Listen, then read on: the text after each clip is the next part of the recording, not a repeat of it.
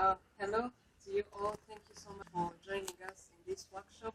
So we're going to have a presentation about how to be an effective manager. So this means that all the presentation will be about management, and we'll talk about functions of management and the styles of management. So specifically about the functions of management, we'll focus on the 5 functions of management and then the 3 styles of management.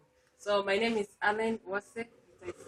So we'll be together in this presentation, and I assure you that at the end of this presentation, you'll be able to understand how to be an effective manager.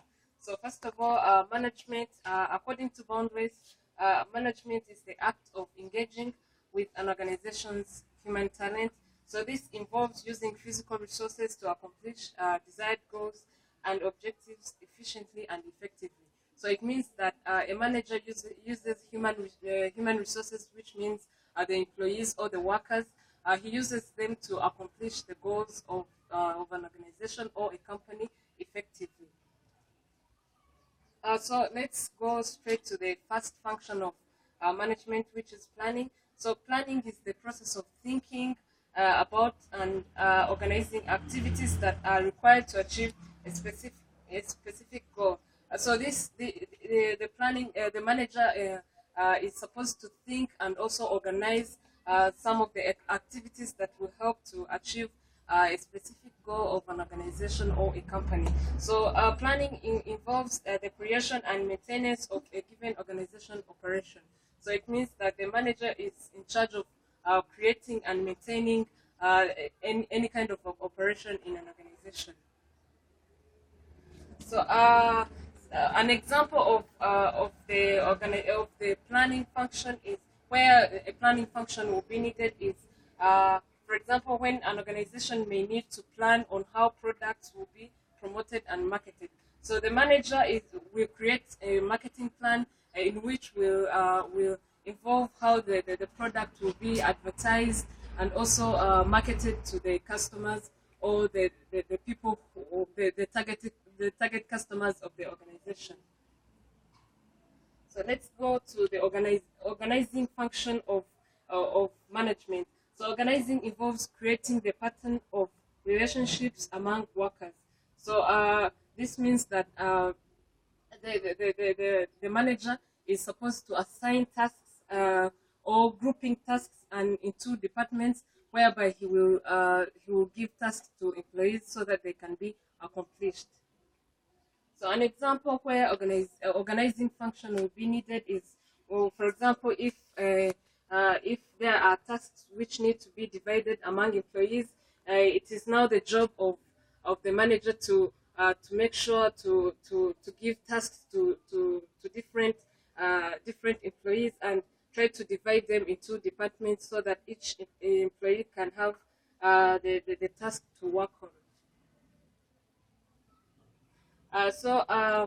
Moving forward to the 3rd function of management, which is staffing.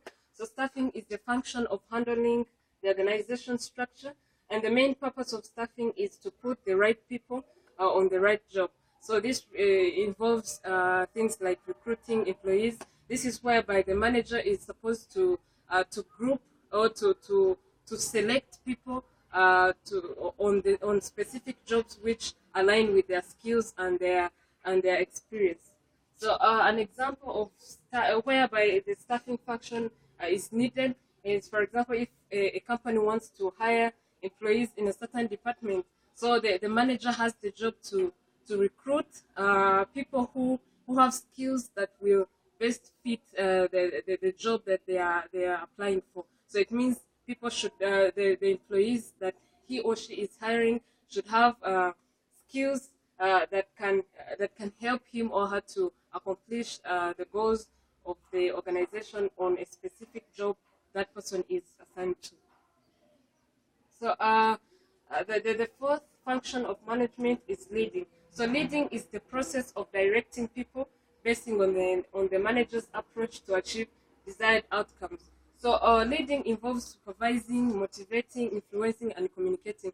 So it's the job of the manager to supervise his or her workers so that he can ensure that people are still in line with the goals of the organizations and how they will achieve the goals of the organization. So also it involves communication. The manager is supposed to communicate to his or her workers so as to inform them about different things going on in the organization. So an example whereby a leading function is needed in an organization is when, for example, if employees are assigned a certain task, the manager is in charge of supervising to make sure that people, they are following the directions and they are working towards the goal of that specific task. So in this case, the leading function comes in because the manager will need to supervise his or her workers to ensure the effectiveness of their work towards the organization. So the last function of the management is controlling. So controlling is the systematic effort of to compare performance to predetermined standards or plans. So this is where the manager compares their achievements or the performance of the organization currently. Then he compares it with the predetermined goals or the goals which are set to achieve a certain to be achieved in a certain period of time. So they do this in order to be able to set the future goals or to see the performance of the organization. So an example where this function is used is, for example, an organization may want to assess its performance so as to be able to make future plans. So the manager is in charge of comparing or using this function to compare their current performance and the goals which were the predetermined goals, so that they can be able to make future plans or to plan on the future and how they are going to achieve their goals. So let's go directly to the styles of management, and the first one is directing. So directing is where a manager tells the employees what to do and how to do it, and then when to do it.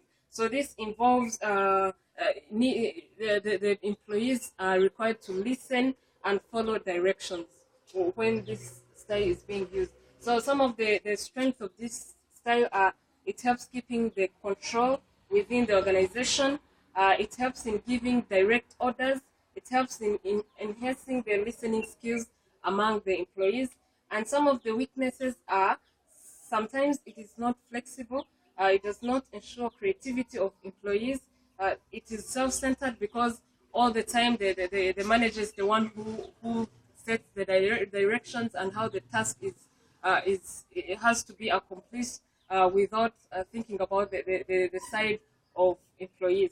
And lastly, it involves giving both verbal and written instructions, which is sometimes really hard for some people. And a scenario where this managerial style cannot work is, for example, there is an issue in the company that needs to be broken down so as to be resolved effectively. So in this, it requires to first know how employees understand the issue. So then using directing style of management will not help in resolving the issue effectively, because you want to make sure that employees really to know how they understand the issue and some of the options they can give so as to solve this issue. So in this case, I can say that the discussing managerial style can really work for this case. So the discussing managerial style, for it, it's where the manager encourages critical thinking and lively discussion. The manager asks employees questions about a problem and issue that must be resolved. So in this case, the manager facilitates the discussion so that the employees can discuss on how they think the issue is and how they can resolve it. So the strength of this style are: it encourages critical thinking, it enhances creativity, it increases the level of interaction between manager and workers, it gives room for more options to solve an issue. And for the weaknesses, it takes more time because it's a discussion. Sometimes it might even take a day, and there might be bias because, for example, a manager might focus on only one person, and then they take the ideas of that person, which is biased.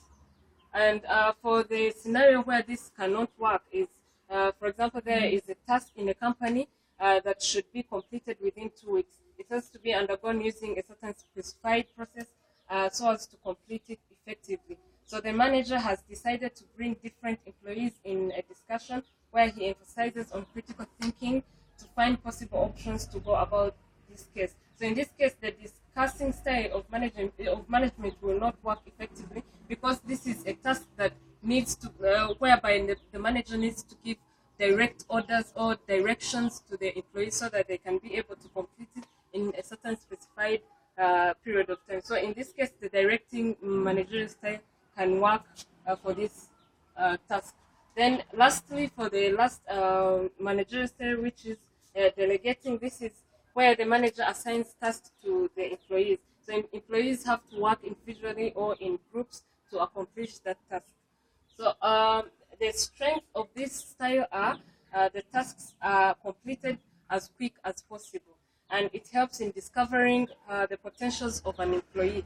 And for the weaknesses, a task might be delegated to the wrong person, which will affect the outcomes of the task which was assigned to this employee. So for the scenario where this cannot work is, for example, in a company, let's call it X, there has been an issue that came up, and it is an issue that requires critical thinking and more understanding to be able to resolve it. So the manager decided to delegate this task of resolving resolving this issue to a certain employee. So in this case, that employee might not be might not be having enough information about this task. So in this case, maybe the discussing managerial style could have worked here because it needed critical thinking and looking at different options which can resolve this issue. So I think it's very important to think about the functions of management and the style because they both work hand in hand so as to make your organization move or develop in a smooth way. So for you to be very good managers or effective managers, you should consider knowing the functions of management and also the style so as to know how to approach different situations depending on how they are and which type of style they need. So thank you so much for your presence, and I hope this presentation has added more knowledge to the skills you already had. So thank you so much for your time.